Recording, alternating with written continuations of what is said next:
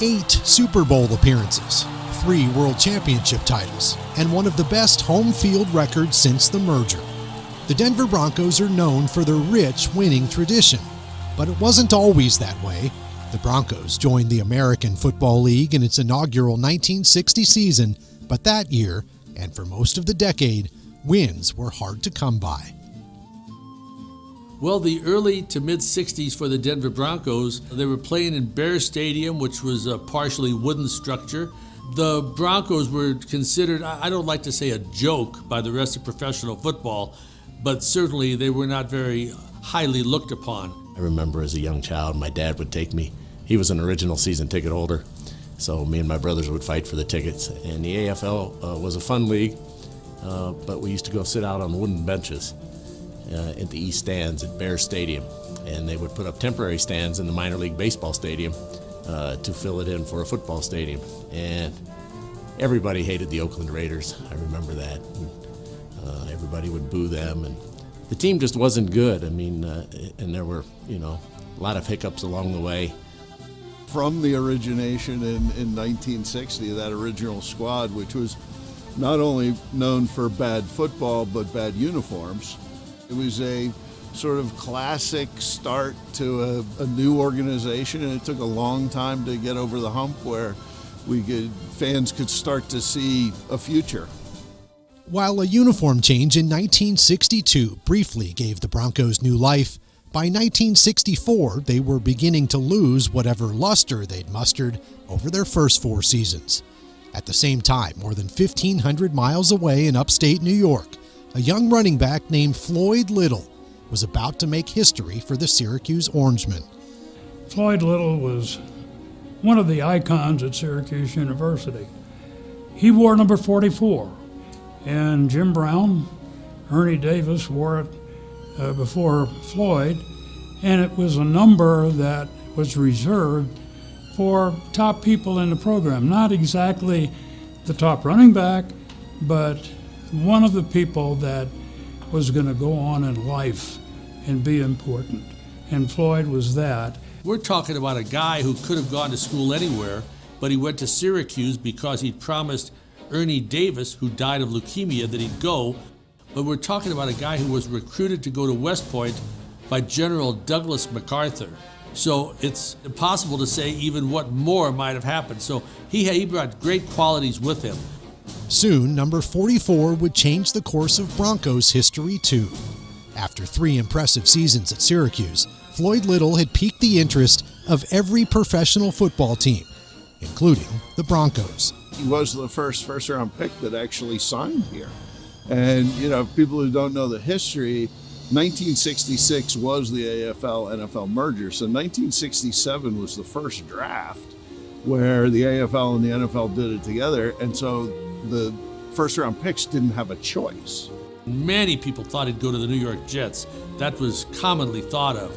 So when the Broncos got him, it didn't change the Broncos immediately, but it was the beginning of what we have today.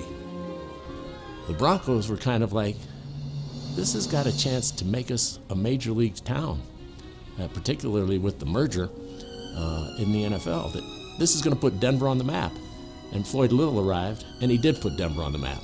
And he was the guy because everybody could focus on him, and you couldn't take your eyes off of him. Number 44.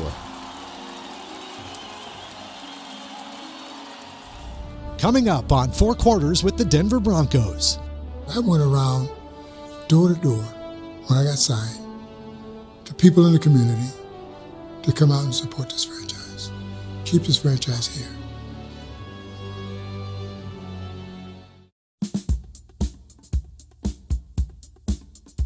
Floyd Little's arrival in Denver created a buzz never before experienced here in Broncos country. There was enough interest in Little and the Broncos that team owners Gerald and Alan Phipps decided to shelve discussions of moving the team to Birmingham and instead focus their efforts on raising money for the stadium renovations required by the NFL-AFL merger. The Phippses had purchased the Broncos in '65, but when the merger took place a bit later, the deal was all the AFL teams would go into the NFL if you had a 50,000 seat stadium. And at that point, Bears Stadium was not named Mile High Stadium yet and did not seat 50,000. I went around door to door when I got signed to people in the community to come out and support this franchise. Keep this franchise here. Because we're moving, and I don't want to go. I want to be here. And they came out in droves. And I think if you look in the records, the Broncos have the most consecutive sellouts in almost 50 years. And I was a part of that. So Jim Sakamoto named me the franchise. That's how I got the name. That says everything right there in his name, the franchise. He's one of the big reasons why the Broncos remained in Denver versus another owner buying the team and taking the team to a different city. The fact that their number one draft choice was here, and he was Floyd Little, and he was nationally known, I think that really helped people get into the stands, and I think it certainly added a lot of prestige to the franchise. And no, I firmly believe that if Floyd Little had not played for Denver, we wouldn't have the Denver Broncos. I'm sure we would probably have another team of some kind, but it wouldn't be the Broncos. He brought fans in. He brought enthusiasm in. He brought noise in. And he brought the whole community in because they never even had anything close to a Floyd Little. And he was not only a star on the field, people in the city of Denver liked him. He gave them something to cheer for. The stadium succeeded, and it went to 50,000 before it went to 75. Denver was one of the smaller markets at that time in the AFL. Would have been really easy for the powers that be to abandon Denver. He was electric. Obviously, what we knew from him by reading the papers, the Denver Post and the Rocky Mountain News, and he was likable. He was affable. He was courteous. You could see he had great character. And then he'd dazzle everybody on the field. So instead of cheering for the score, because the scores didn't work out too well, we would all count how many yards Floyd Little had.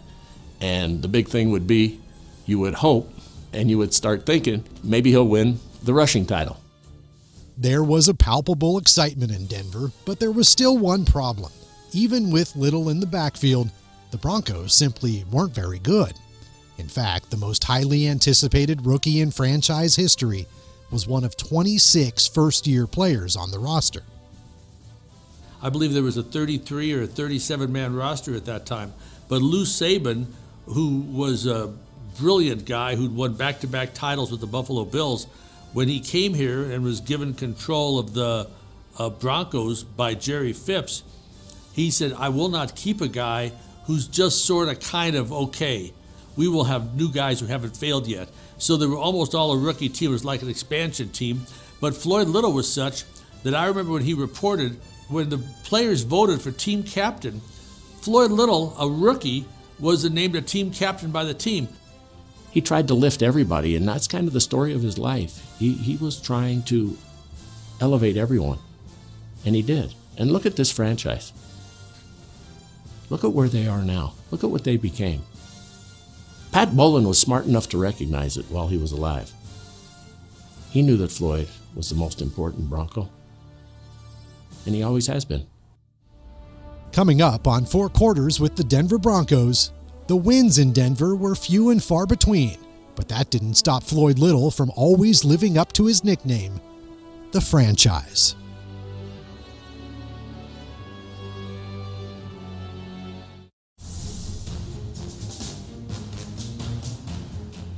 Throughout most of Floyd Little's career, the Broncos racked up their share of losses, but number 44 didn't let that stop him. Little did it all, from toting the rock to catching passes, even fielding punts and kickoffs. There was no job he wasn't willing to do. It was Floyd left, Floyd right, and Floyd up the middle. He was all we had. His rookie year wasn't all that great. However, the next year, he led the team in rushing, in punt returns, and kickoff returns. And I said, wow, this guy's going to be pretty good. But Billy Thompson came in and relieved him of some of his punt returns and kickoff returns. But Floyd would have done it. He was just a guy that was willing to bear the load. Whatever it was, he didn't care. If it was running back punts, if it was running back kickoff, it was him getting the ball 20 or 30 times a game. If we could win, he would do it. When Floyd played, his statistics were very good, among the best in football. However, when I think of Floyd, I don't think of those stats. I think of really one play, very well-known game, the Buffalo Bills game, before the kneel down had become a big thing, where quarterbacks just take the ball, kneel down, and kill the game. So the Broncos had the ball, and they were running out the clock on the Bills in Denver. Floyd kind of lost his balance going around the corner and fumbled. Buffalo recovered and mercifully kicked the field goal right away instead of running out the clock. You can't see it on film, but when I fumbled the ball and came to the sidelines, Coach Lou Saban fired me. He wanted me out. I remember as a fan in the stands that here's Floyd Little walking across the field and going to the locker room alone. Didn't know why. They're in the huddle for the next play, and here comes Floyd Little dashing out. He had said, "No, I'm not going out like this," to himself. And the referee is saying there's 12 guys in the huddle. I'm going to have to throw a flag if somebody don't leave. So Fran Lynch, my roommate at the time, I begged him to leave. And Fran left. And the coach yelled and screamed at him. You could see him on the sideline. And Marlon said, "Okay, Floyd, what do you want to do?" I said, "I don't care, just throw it. In the south stands, if you can throw it that far. Wherever you throw it, I'll get it." And they were in the prevent defense. And they threw it, and I caught it. Bobby Hopfield came in. I said, "Bobby, I need this." He said, "I got this, mate." And he kicked the field goal. We won. After the game, the media was all over Lou. Well, you fired him, and you were taking him out of the game. And he said, "Yeah," he said, "and he still might be fired." And then he said it because Floyd was walking by. And then after Floyd left, he said, "He's the best. He's my champion. He will never be fired." Following his rookie season, he was named to the Pro Bowl 4 consecutive times. In 1969, he was a first-team All-Pro as he led the league in rushing yards per attempt and rushing yards per game. In 1971, he rushed for a league-leading 1,133 yards and amassed more yards from scrimmage than any other player. Boston was a good day for me. I think our offense was put together in such a way that we couldn't do anything wrong. Every time he touched the ball, something special happened. I mean, and can you imagine everybody in the stadium plus the other team knowing that you're going to get it and being ready for that the whole game? Yeah. And so every time he touched the ball, it was a treat to watch him. Yes. I think the greatness of Floyd was bigger than whether he was bow-legged or not, but that is a unique thing, and he always said maybe it helped him a little bit. I don't know. If he said so, that's good enough for me. He talked about his bow legs because people talked about his bow legs. But he was just for his size and weight and the amount of punishment he would take every week was just incredible.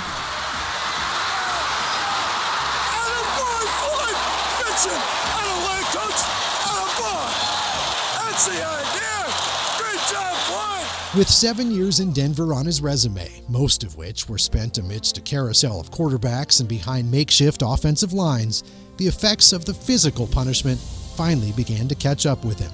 While he didn't miss a game during the 74 and 75 seasons, by that time Little was well into his 30s and his workload had been reduced. But in his final game at Mile High, Little put on a performance worthy of his nickname. We knew it was his final home game. We didn't know it was going to be his final game. And the way I described it, I said it was like a stage. And it was sort of a misty day. And it was like this game was being played before a scrim or behind a scrim as we were watching it. And I often asked Charlie Johnson, Floyd says he went to the huddle and said, "Get me the ball. I want to score a touchdown." Did he really say that? He said, "We did what Floyd wanted to do." Floyd goes out catches a pass out in the flat, and pretty soon he dodges one guy, dodges another guy with those bull legs. Floyd scores a touchdown. Broncos beat the Eagles.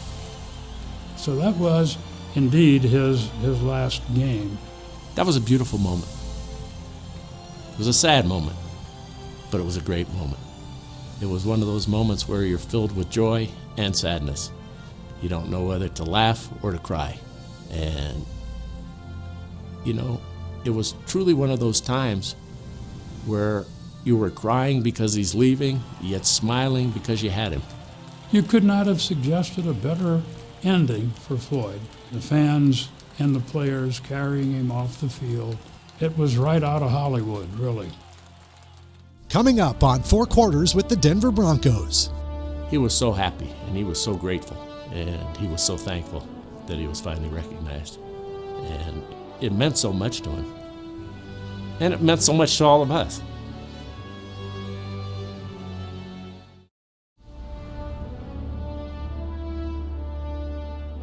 As the years go by and the game evolves, Floyd Little's indelible legacy remains. Whether you're walking the halls of Syracuse University, exploring the Ring of Fame Plaza at Empower Field at Mile High, or touring the Pro Football Hall of Fame, the name Floyd Little is one that will never be forgotten. Billy sort of brokered the first conversations, I want to say late 08, early 09. And it really was, getting to Floyd's last window for the Hall. And Jim Gray took a real interest in this, put his shoulder into it, and I give him a lot of credit for getting it over the line. He was so happy, and he was so grateful, and he was so thankful that he was finally recognized.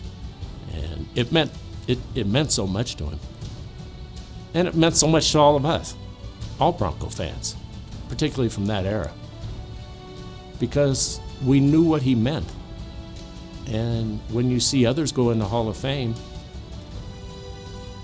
they're deserving, but you keep wondering why yours isn't recognized. Your love, your Bronco. He carried a heavy load for the state. I'm serious. And when he finally got the gold jacket, I think that cemented it and took all the pressure off of him and let him know that they understood. They know that he was the guy and what he did and what he contributed to this franchise. I mean, the franchise. That's that's what he was. I wanted to play here because I had a connection with the fans here. I mean, when I got in the Hall of Fame, I really needed to thank them for their support. They used to hang around after the locker room, after games, just to say we'll get them next time. They go to the airport after we got beat by Kansas City or San Diego. There's 5, 6, 7, 8,000 people at the airport. Welcome back, good effort, we'll get them next time. There's no better fans in all of football than the Bronco fans. Just as he did on the gridiron, Floyd Little fought cancer boldly too, getting the most out of every day and every relationship until the very end. While his impact on the field was great, it's not the player we will miss the most. It was who he was as a person that left a lasting impression on those lucky enough to call him a friend. There are a lot of things I'll miss about Floyd, but there are certain things about certain people that you remember from the first time and you're reminded of it every time you see him, whether it's a handshake or a smile. For Floyd, it was his hug. While they might knock the wind out of you, you knew he was happy to see you, and I looked forward to him every time I saw him, and I'll miss that most going forward. Oh, his friendship. It never went away. When you'd see him a year later, it was like like yesterday, hooping and hollering, high-fiving. That laugh. And he called me BT. I mean, just, him as soon as I see him, he would light up. And I would too. And we'd just hug and just say, hey man, what's going on? How have you been? Yes, just that special feeling when he's around is what I'm gonna miss. You know, anytime you lose a friend and anytime it's really special and the person was close to you, whether you saw them often or infrequently, that's a tough loss. And I think in the case of Floyd Little, though, it's not just me, it's the whole city. It's Broncos country. He started coming back to Denver more, and and then I moved back too. That's when I really got a chance to spend some good quality time with him and get to know what type of person that he was. And he's special, very special. Every single Bronco player and every single Bronco fan owes a tremendous debt of gratitude to Floyd Little. That's why they call him the franchise, because that's what he was, that's what he is, and that's what he always will be.